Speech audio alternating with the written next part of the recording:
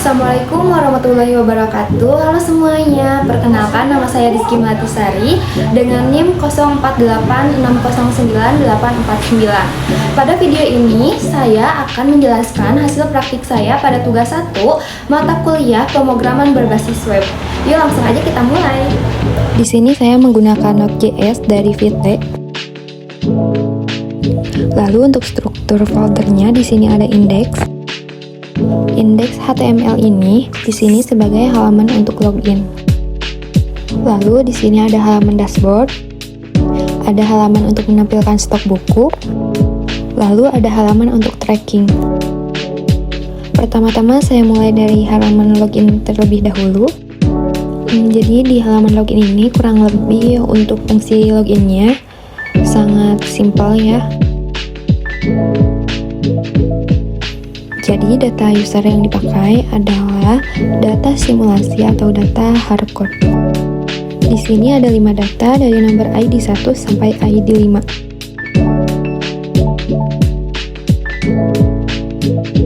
Lalu CSS-nya di sini saya pakai Tailwind CSS, jadi kelas ya, bukan online. Lalu untuk menjalankan fungsi loginnya di sini saya pakai form. Ada ID login form, terus ada eventnya juga on submit. Jadi nanti form ini disubmit oleh button. Ini kasih tipe submit. Nanti dia akan menjalankan fungsi login yang saya tulis di atas ini. Nah, ini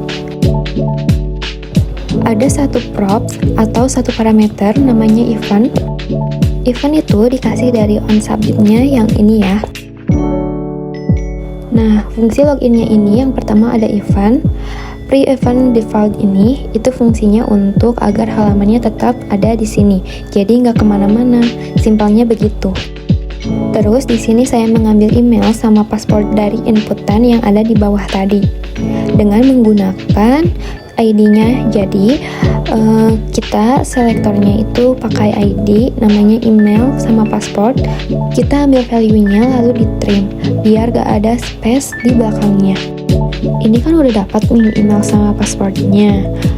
Nah, ini kita cocokkan ke data dummy yang tadi yang ada di atas berdasarkan email dan password.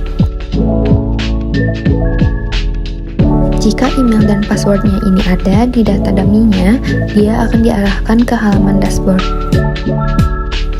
Nah, di sini saya menggunakan local storage ya untuk mendeteksinya.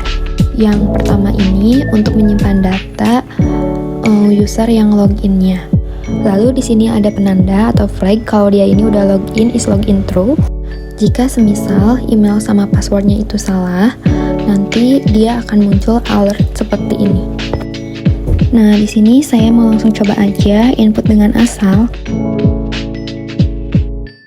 Dia akan protes email atau password salah. Nah, sekarang saya coba pakai data admin @ut.ac.id.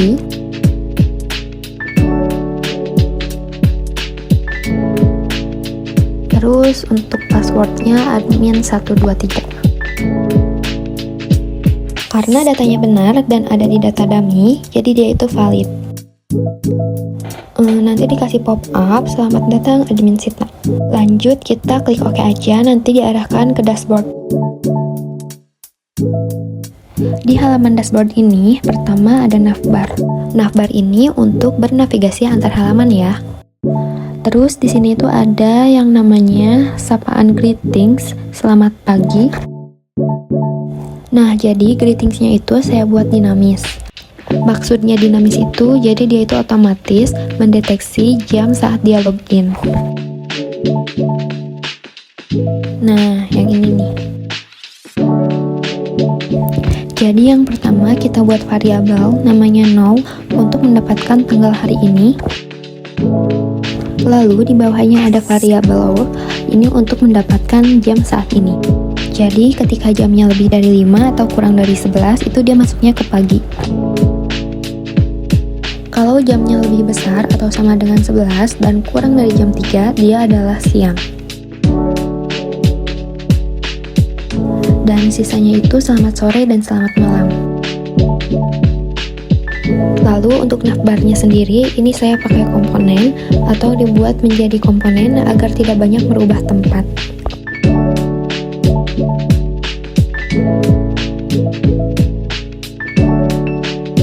Komponennya saya simpan di sini, navbar. Nah, ini. Jadi navbarnya ini saya pakai inner HTML.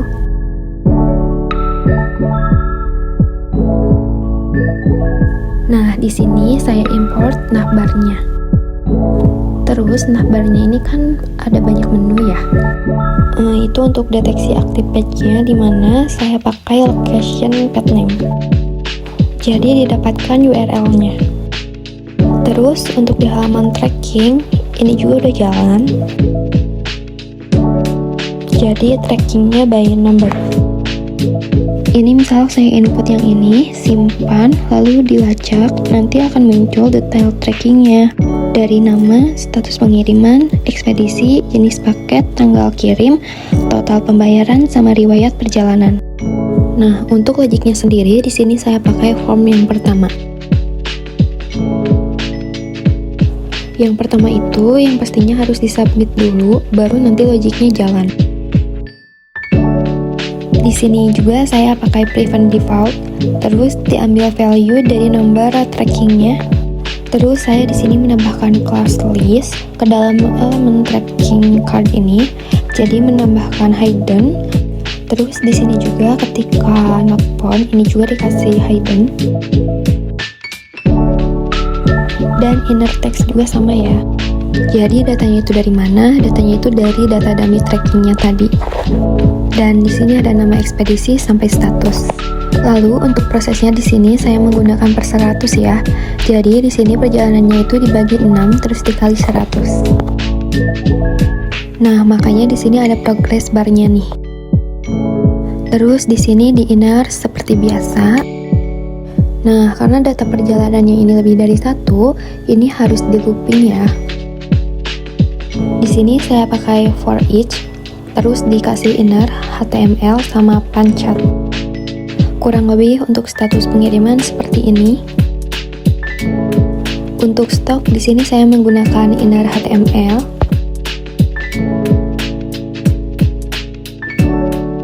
Untuk datanya dari mana? Datanya di looping dari data dummy-nya. Dan ini ada beberapa data ya. Kurang lebih datanya di sini semua.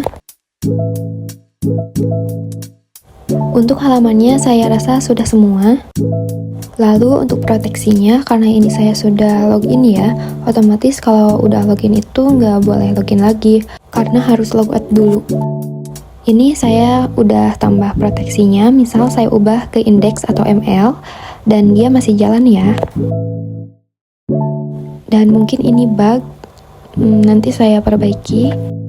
Tapi yang jelas untuk halaman dashboard, tracking, dan stoknya udah selesai. Dan untuk logonya juga sudah ada. Sekian dari video saya, terima kasih sudah menyimak, semoga bermanfaat. Apabila ada kekurangan atau kesalahan dalam penyampaian, saya mohon maaf. Wassalamualaikum warahmatullahi wabarakatuh.